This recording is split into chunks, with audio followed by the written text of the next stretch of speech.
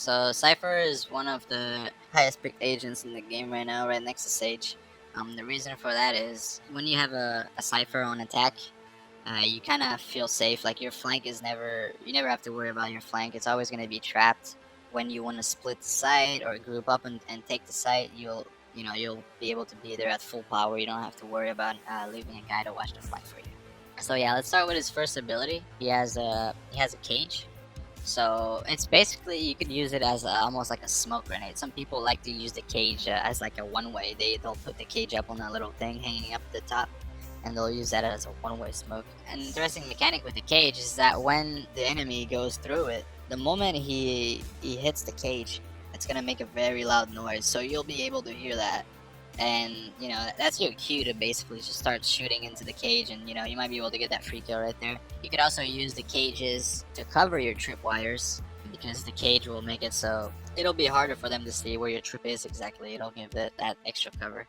Moving on next to his tripwire, you have two, and when you place them somewhere on the map or like on the wall, the moment it gets broken, everyone on the team knows about it. Like you see it on the radar, because the tripwires are all over the radar, so if one gets broken, you know exactly which one it is. You have a good idea if someone pushed long, or you basically know that someone's right next to the trip. You can do like a bunch of crazy trips actually if you go into a server, like a custom server, and you spend some time to find them. Like you'll find a bunch of really nice ones, but those are mainly on defense. On attack, people usually do pretty simple trips to cover the flank. Instead of having a guy watching the flank or having a guy lurk, you can simply use the trips.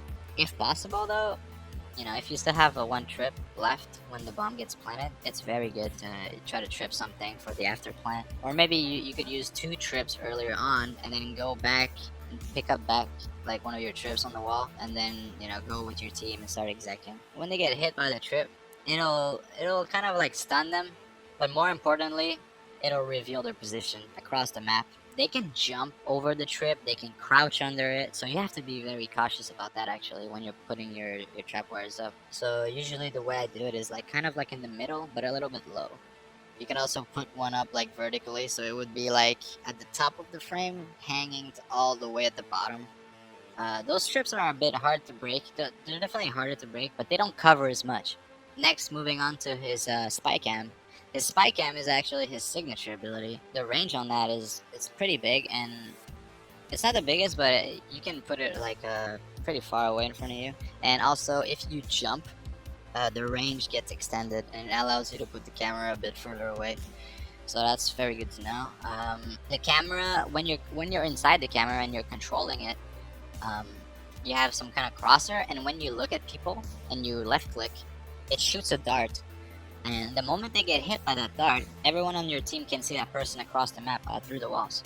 So that person has to remove the dart, and that actually takes a little bit. It takes about 1.5 seconds to remove it. When he's removing the dart, if the guy is exposed, you should definitely try to take advantage of that. You should definitely try to kill him. If the camera gets destroyed, it takes 45 seconds to come back, so you gotta be cautious. The way I like to use my camera is on attack. I like to, for example, if I'm playing Haven, there's actually a few cool things you can do with the camera. Like you can put it up on the tree, on like a tree branch, and you can use that to see over the wall at A, so you can see if they're peeking along A. The camera is very cool to win 1v1s too towards the end. It's a signature ability, meaning it comes back. So usually, like if you're still alive, a Cypher towards the end of the round, and it's like a 1v1 or like a 2v2, there's a very good chance that you'll have your camera back. You can use that to make a little play off it. You could just put the camera up, and the moment it pings someone, you could have like your teammate double swing on that person who gets hit by the camera dart. There's a bunch of little plays you could do like that. You could use the camera as like another player, and kind of the moment the camera gets shot, you just double swing. Just little things like that. I forgot to mention with the spy cam is that when you're not inside the camera, it becomes invisible. They can still shoot it, and it's still gonna get broken, but they can't really see where it's at. And when you're controlling the camera, when you're using it, they can see a red light on the camera, and it sticks out like a sore thumb. Like they can see that across the map almost.